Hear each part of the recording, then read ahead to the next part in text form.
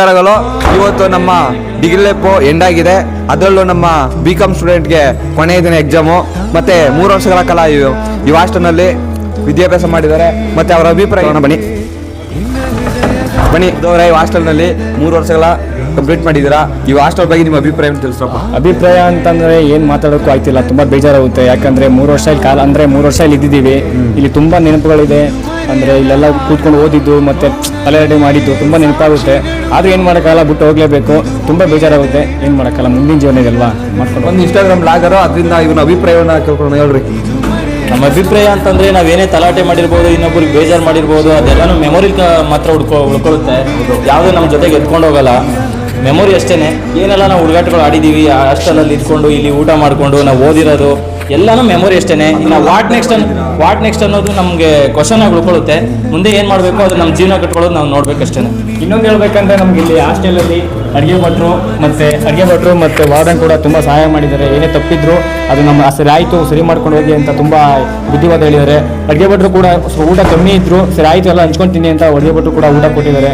ಅವ್ರಿಗೂ ಮತ್ತು warden sir ಇಬ್ಬರಿಗೂ ಕೂಡ ಥ್ಯಾಂಕ್ಸ್ ಹೇಳಿ. BCom ಸ್ಟೂಡೆಂಟ್ ಹೋಯ್ತಾ ಇದ್ದಾರೆ, ನಿಮ್ಗೆ ಏನು ಅನಿಸ್ತಾ ಇದೆ ಅದನ್ನ ಹೇಳೋಣ. ನಮ್ಗೆ ತುಂಬ ಬೇಜಾರು ಅನಿಸ್ತಾ ಇದೆ.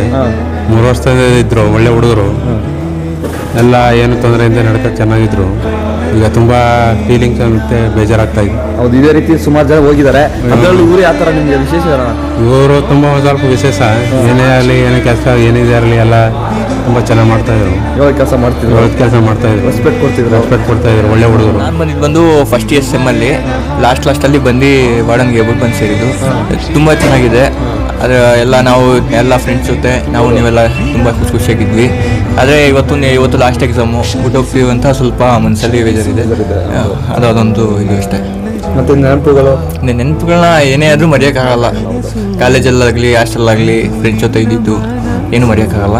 ಅದೊಂದು ಕಾಲೇಜ್ ಬೇರೆ ಇದ್ರೂ ಹಾಸ್ಟೆಲಲ್ಲೆಲ್ಲ ಒಂದೇ ಅಂತ ಎಲ್ಲರೂ ಸೇರ್ಕೊಂಡು ಎಲ್ಲ ಒಂದೇ ರೀತಿ ಇದ್ದೀವಿ. ಅದೇ ಫ್ರೆಂಡ್ಸ್ಗಳು ಕಾಲೇಜ್ ಬೇರೆ ಇದ್ರು, ಹಾಸ್ಟೆಲ್ ಒಂದೇ ಇದೆ. ರೂಮ್ಮೇಟ್ಸ್ ಆಗಿರ್ಬೋದು, ಒಂದೇ ಊಟ ಮಾಡ್ಬೇಕಾದ್ರೆ ಡೈನಿಂಗ್ ಟೇಬಲ್ ಆಗಿರ್ಬೋದು, ಎಲ್ಲ ಜೊತೆಲಿ ಇರ್ತಿದ್ವಲ್ಲ. ಅದೊಂದು ಯಾವಾಗೂ ಒಂದು ಫ್ರೆಂಡ್ಸ್ ಜೊತೆ ಇಲ್ಲದೆ ಇದ್ದಾಗ ಅನಿಸುತ್ತೆ ಫ್ರೆಂಡ್ಸ್ ಜೊತೆ ಇರಬೇಕಾಗಿತ್ತು.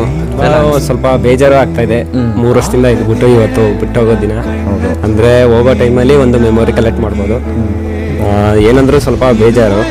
ಅಂದರೆ ಇಲ್ಲಿ ಹಾಸ್ಟೆಲ್ಲಿ ಫ್ರೆಂಡ್ಸ್ ಜೊತೆ ಕಳೆದಿದ್ದಂಥ ಟೈಮು, ಒಟ್ಟಿಗೆ ಊಟ ಮಾಡಿದ್ದು, ಅಲ್ಲಿ ಇಲ್ಲಿ ತಿರುಗಾಡಿದ್ದು, ಇದೆಲ್ಲ ಮರೆಯೋಕ್ಕಂತೂ ಆಗೋದಿಲ್ಲ.